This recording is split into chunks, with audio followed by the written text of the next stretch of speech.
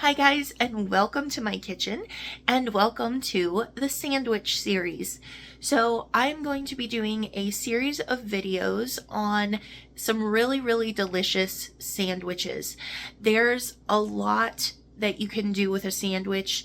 You can really make it phenomenal if you just take a couple extra steps, do a little bit extra work.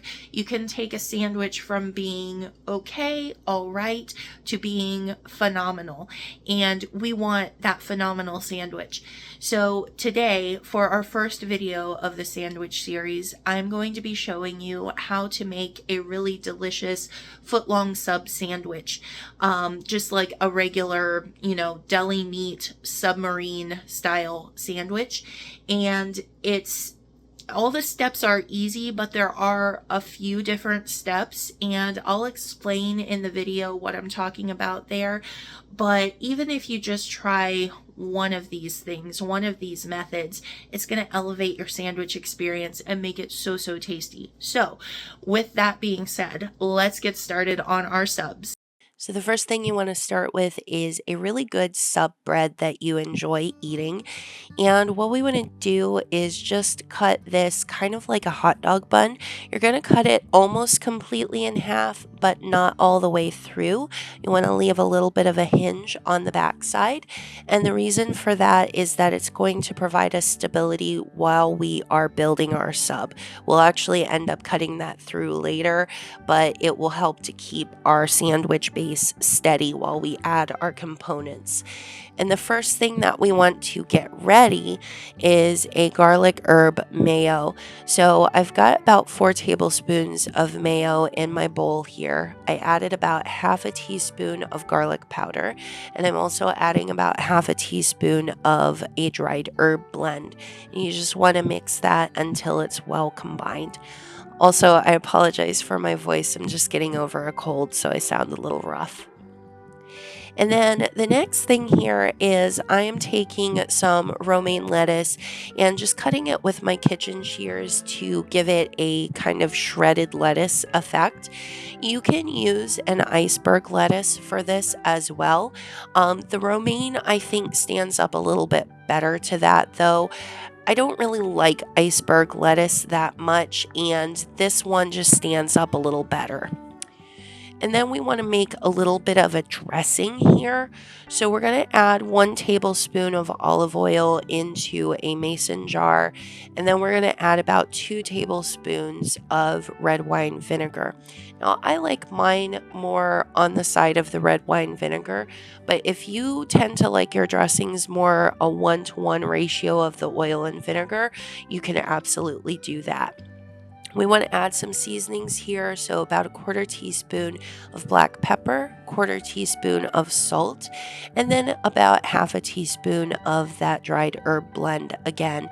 And we're just going to put a cap onto this and give it a real good shake to go ahead and get the vinegar and oil well mixed. And then we're going to go ahead and pour this over our lettuce, and you're not going to use all of it probably unless you have a lot of lettuce. That's fine. You just want enough to coat it, and then the rest of it I'm just going to cap and put in my fridge. And now I have my tomato here. You just want to slice it up in even slices here. And you can see I was using an heirloom tomato today, and it was massive. So I did go ahead and cut these slices in half again to better fit on my bread. And then I'm just going to add a little bit of salt here. And this is such a simple thing, but it will make your subs so much better if you just salt your tomatoes before you put them on there.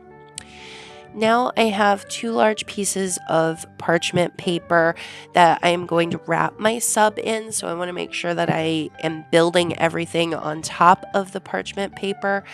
So with my sub bun, I'm going to go ahead and put about 1 tablespoon of mayo on the bottom portion and about 1 tablespoon on the top. So you're using about 2 tablespoons of mayo per sub bun here. And what this is doing for us is it is not only adding to the flavor of our sub, but it's also giving us like a protective barrier against the juicier components of our sub so that they don't soak through and just, make our bun soggy and gross. So after we've got our mayo on, I'm just going to lay down a little bit of a layer of our lettuce. You can see I'm using my forks that I used to toss this to kind of transport it over. That way, if there's any extra dressing in the bottom of my bowl, it's not coming over to my sub. And then I'm just going to take some cheese here. Use whatever type of cheese you like. I used provolone today. And we're just going to fold these and tear them in half. And I'm going to end up using about 3 slices of cheese for the whole sub.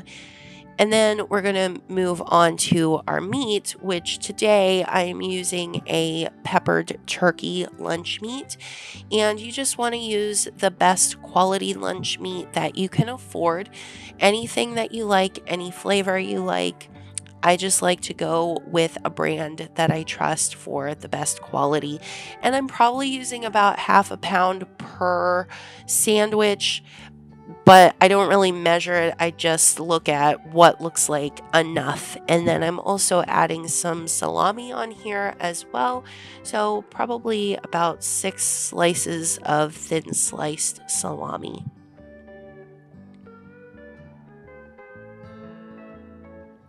Okay, and now on top of my salami, I'm going to go ahead and add my salted tomatoes on here. And you can see I'm laying them out basically in the same pattern as the cheese. You basically just want to be concerned about making everything fit on there nicely. And the last component here that we're adding is some pickled red onions. Now, I posted a video on making these about a year ago.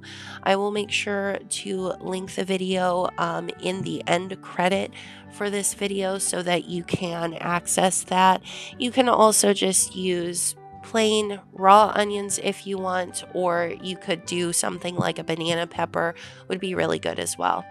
So now you see I went ahead and cut that back portion off to go ahead and get this added on, and you just want to kind of press the top down a little bit. You want to compress everything together. And then with our parchment, we're going to kind of fold this like a burrito fold. And even if you're eating your subs right after you make them, you still want to do this because it's going to compress everything together. Make sure that all of those ingredients are kind of melding together, and it's just going to make it much easier to hold and eat if you do it this way. So I like to just go in with my serrated knife and cut this in half, and that is what the interior of our sub looks like. Enjoy, guys.